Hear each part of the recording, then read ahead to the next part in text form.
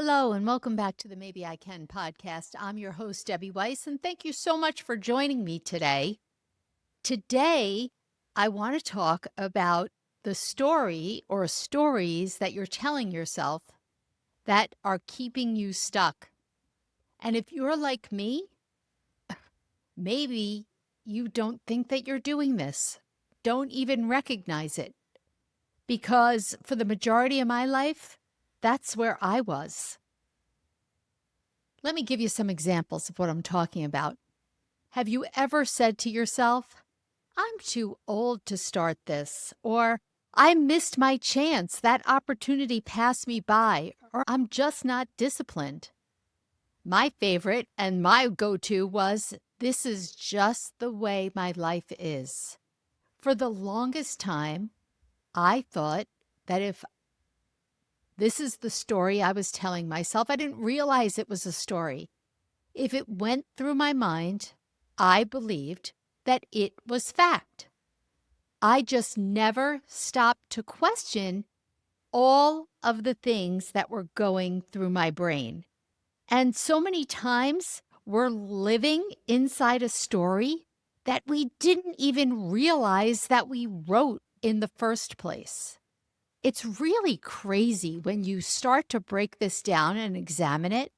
And the thing is, you have to be honest with yourself. You could be listening and say, okay, that might have applied to her, but not me. I'm stuck because of X, Y, and Z. Whatever that reason is, when you tell yourself, whatever your story is, I'm not good with money, I'm not confident, nothing ever works out for me, what happens? When that's the loop that is playing in your brain, it turns into a self-fulfilling prophecy. Nothing ever works out for me. If you believe that nothing ever works out for you, what happens? You stop trying. Why try? Because, hey, fact is, nothing ever works out for me. And so these thoughts reinforce your action. And then what happens? Yeah, that becomes the truth, right? Nothing ever works out for me. It happens quietly, and we don't realize it. If you've been listening from the beginning, you could be familiar with my story, but I think that it bears repeating here because this topic resonates with me because this was me the majority of my life. I got to age 50 and kind of thought, this is just the way it is. There is nothing that I can do about it. I started caregiving for my father when I was 17, and then my oldest son when he was diagnosed on the autism spectrum and gained other diagnoses, and then later on my husband, and I had to take care of everyone, and I had to take care of my team at work and my customers and all the things. And this is just my lot in life. My lot in life is I'm here to help everyone else. So why even explore anything else? Because this is just the way it is.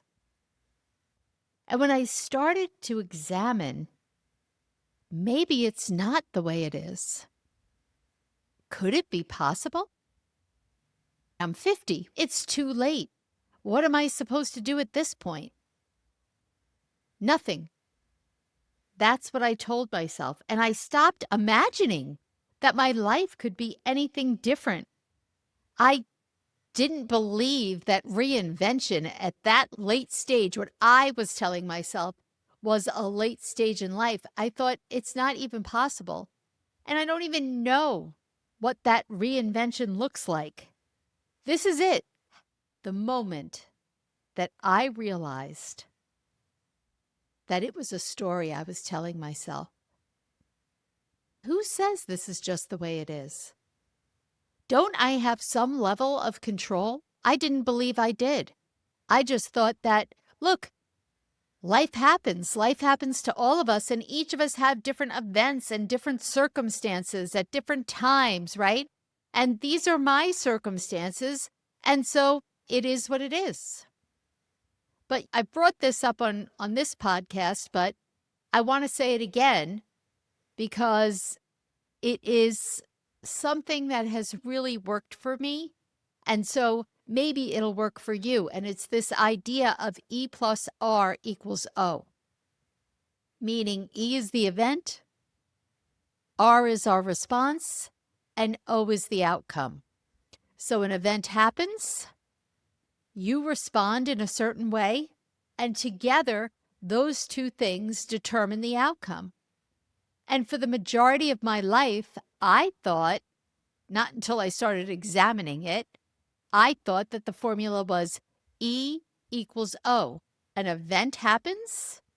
Let's just say my husband died. And the outcome is horrible.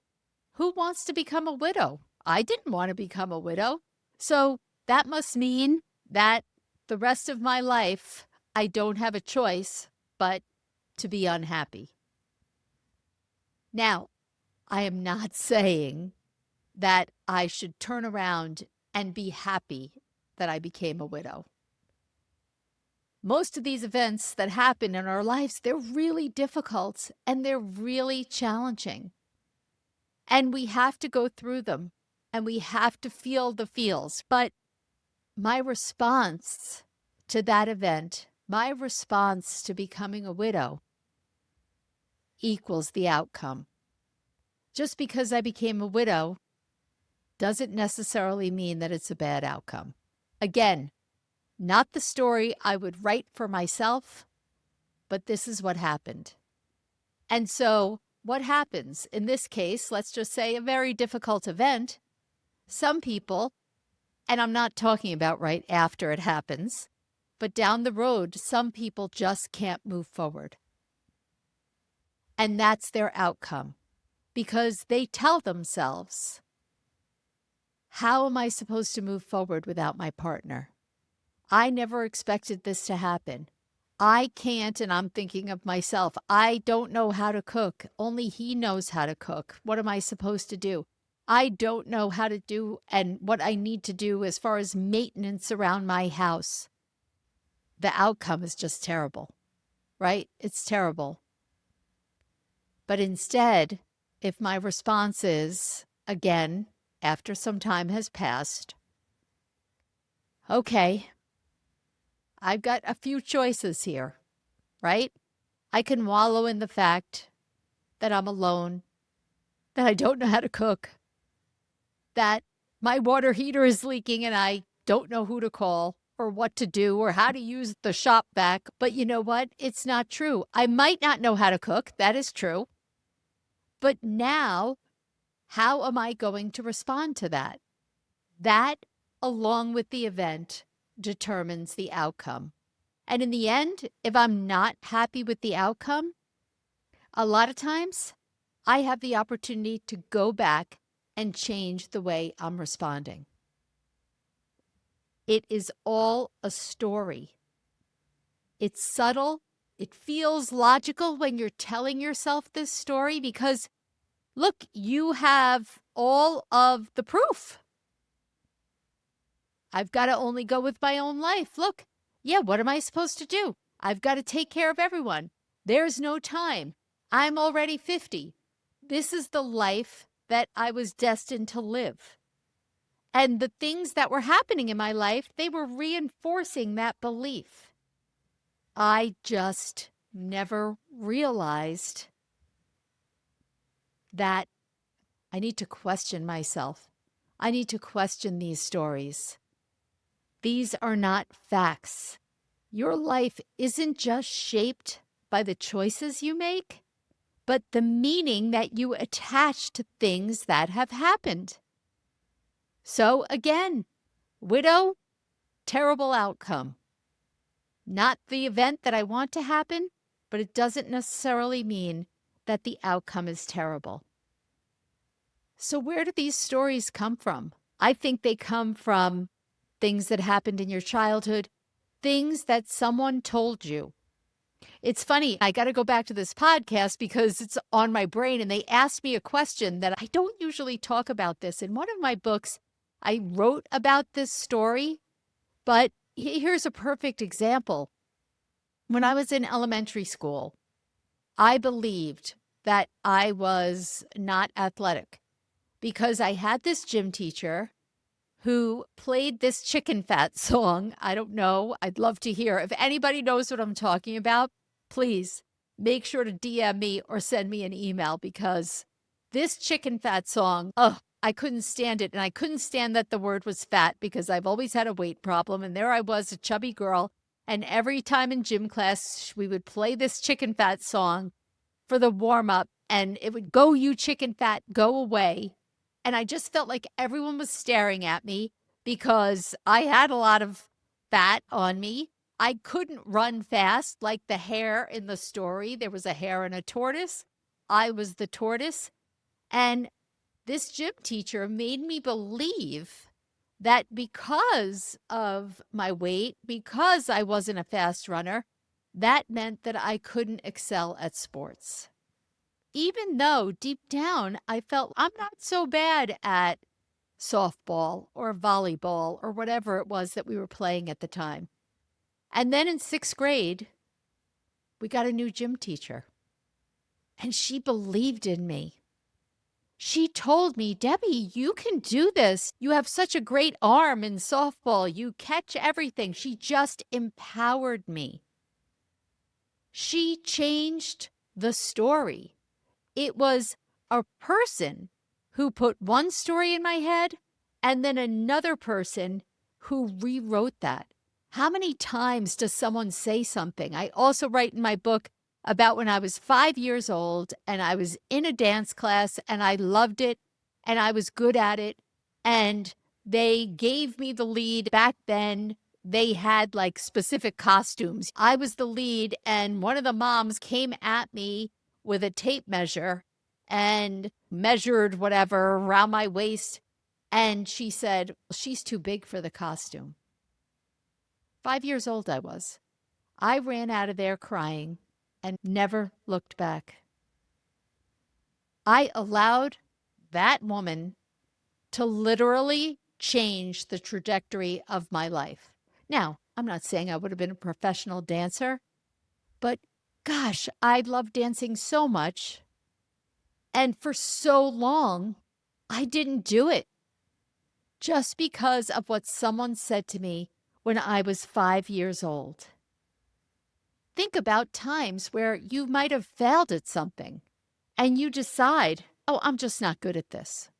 Or you go on a diet and you quote unquote blow it and you get angry at yourself and you just tell yourself, I have no discipline. This is never going to work. When we never question all these stories, they literally become the limits of our life. They determine what we try, what we avoid, how we see ourselves. And eventually we stop asking, wait a second, is this really true? If that gym teacher in sixth grade I got this new gym teacher, if she didn't come in and help me question the old story that I was telling myself, I never would have played softball, played tennis, played the sports that I enjoyed. That story basically becomes our limits, our ceiling. If you're listening and you're not driving and you have access to a pen and paper, or later on when you do, I want you to write this down. The reason I can't blank is because blank. So, the reason I can't change careers is because I'm too old. The reason I can't get healthy is because I have no discipline. The reason I can't start something new is because I'm not confident. Then ask, is this a fact or is it a story? That awareness changes everything. You have to start questioning these stories that you're telling yourself. Let's go with I'm too old. you got to ask yourself 3 questions. 1, is this absolutely true? 2, what evidence do I have that actually contradicts this? And 3, what would be a more accurate story? And you got to be honest with yourself. You have to. So here's an example. Your story is, I'm too old to start over. But your new story could be, I may be later than I expected, but I still have time to build something meaningful. You're just choosing a more powerful interpretation. And when you do that, when you change that story, everything starts to shift. Your behavior changes, right? It might be later than I expected, but I do still have time to build something meaningful. So maybe I can take a step in that direction. Where before you told yourself it was too late. There was no step. Why try? It's too late. So you change your behavior. And then that happens. You take that one little step and you feel good about it. So your confidence begins to grow. And all of a sudden, the possibilities are endless. They start to expand. You start to realize that you are capable of so much more than you're giving yourself credit. And the funny thing is, it's like nothing in your past changes. These things happen. People say things. You failed at something. It's all still there. But you are no longer assigning that meaning to it, saying it is the absolute truth. And when you do that, that changes what you do next. So, what story have you been telling yourself for years that might not actually be true? I want you to really think about it. It is time to write a new story. Because the truth is, most of us are carrying around stories about ourselves that we picked up years ago, sometimes from something that happened, sometimes from something someone said, and sometimes from a moment when we were feeling hurt or discouraged. And over time, these stories start to feel like facts. But they're not facts. They're just interpretations. And maybe the most important question you can ask yourself isn't, what do I need to do? Maybe it is, what story have I been telling myself about this? Because the moment you question the story is the moment your life can start to change. Believe me, I am living proof. I continually have to change the stories that I'm telling myself. And now looking back, thinking about where I was with that old story, telling myself it is what it is, compared to where I am now, I'm a completely different person. And it all started with taking responsibility and telling myself a new story.